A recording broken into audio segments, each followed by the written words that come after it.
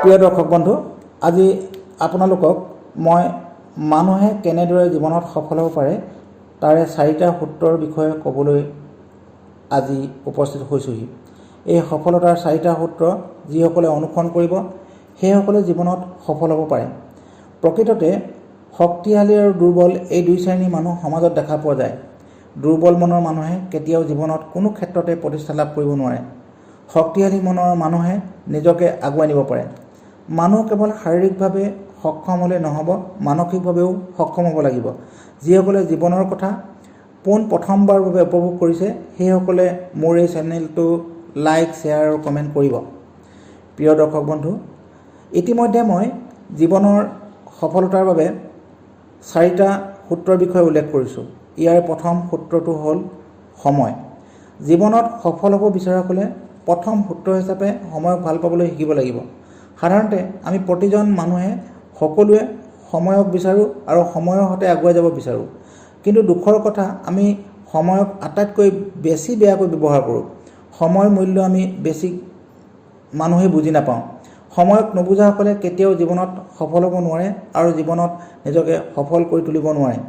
সময়ক ভাল পোৱা মানুহে জীৱনক ভাল পায়, জীৱনক ভাল পোৱা মানুহে সময়ক ভাল পায়।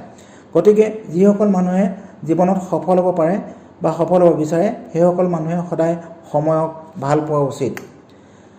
দ্বিতীয় সূত্ৰটো হ'ল নিজৰ পৰিৱৰ্তন। আমি বিভিন্ন ধৰণৰ পৰিৱৰ্তনৰ কথা কওঁ, বিভিন্ন ধৰণৰ সলনিৰ কথা কওঁ আৰু সেই সলনি বা পৰিৱৰ্তনসমূহৰ বিষয়ে আমি যদি উল্লেখ কৰোঁ, আমি নিজৰ গাড়ী সলনি কৰিব পাৰোঁ, ঘৰ সলনি কৰিব পাৰোঁ। গতিকে সফল হ'ব খোজাসকলে নিজক পৰিৱৰ্তন কৰাটো নিতান্তই প্ৰয়োজন। যেতিয়ালৈকে মানুহে ইতিবাচক বা চিন্তাশীল বা সৃষ্টিশীল ৰূপত নিজক পৰিৱৰ্তন কৰিব নোৱাৰে সেইসকল মানুহে কেতিয়াও সফল হ'ব নোৱাৰে। নিজক পৰিৱৰ্তনৰ বাবে সৃষ্টিশীল কাম কাজত জড়িত হ'বই লাগিব। নিগেটিভ কাম কাজ বা আলোচনাৰ পৰা সদায় আঁতৰি থাকিব লাগিব। নতুন নতুন কথা জনা বা বুজাৰ কাৰণে অহৰহ চেষ্টা কৰি থাকিব লাগিব। যেতিয়ালৈকে নিজকে ইতিবাচক ৰূপত গঢ়ি তুলিব নোৱাৰে তেতিয়ালৈকে মানুহে সফলতাৰ দিশত আগুৱাই যাব নোৱাৰে। নিজক পৰিৱৰ্তনৰ বাবে সদায় পুৱাৰ পৰা নীৰৱে এক আন্দোলন গঢ়ি তুলিব লাগিব আৰু নিজৰ পৰিৱৰ্তনেই জীৱনৰ সফলতাৰ মূল সূত্ৰ। আমি সফলতাৰ দ্বিতীয় সূত্ৰটোৰ বিষয়ে ক'ব বিচাৰিছোঁ। এয়া হ'ল মানুহে কি ভাবিব। সাধাৰণতে সমাজত এচাম মানুহ আছে, বহু আলোচনা বা বিতৰ্কলৈ ভয় কৰে, সমালোচনালৈও ভয় কৰে। সাধাৰণতে বহু মানুহে কয় কি ভাবিব। বহু যুৱক যুৱতীয়ে সৰু সুৰা কাম কৰিব নিবিচাৰে আৰু সাধাৰণতে কয় মানুহেনো কি কৰিব বা মানুহে কি ভাবিব। সেইসকলে সৰু সুৰা কোনো কাম কৰিবলৈ আগবাঢ়ি নাযায়। ইয়াৰ কাৰণটোৱে হ'ল লাজ বা সন্মান হানি হোৱা। সাধাৰণতে যিসকল মানুহে মনলৈ প্ৰথমে আনে যে মানুহেনো কি ভাবিব, সেইটো এটা সাধাৰণতে মানুহৰ বিকাৰ বা ৰোগ। এই ৰোগটো যেতিয়া মনৰ মাজৰ পৰা বা মনৰ পৰা আঁতৰাব পাৰিব তেতিয়াই মানুহে জীৱনত সফল হ'ব পাৰিব। সফলতাৰ চতুৰ্থ সূত্ৰটো হ'ল একেৰাহে লাগি থকা। মানুহে জীৱনত সফল হ'বলৈ কোনো এটা কামত একেৰাহে লাগি থাকিব লাগিব। কামটো আৰম্ভ কৰিলে পিছত নোৱাৰিম, নহ'ব, অসম্ভৱ এনে শব্দবোৰ মনলৈ আনিব নালাগে। প্ৰথম অৱস্থাত সকলোৱে বহু কামত বিফল হয়।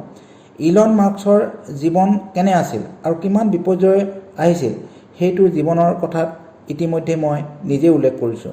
সেইদৰে আব্ৰাহাম লিংকনৰ জীৱনৰ প্ৰথম চোৱা কেনেদৰে পৰাজয়ৰ মাজেৰে আগবাঢ়ি গৈছিল সেই বিষয়েও বহু দৰ্শক বন্ধুৱে জানে আৰু মই জীৱনৰ কথাতে বহুবাৰ এই বিষয়ে উল্লেখ কৰিছোঁ।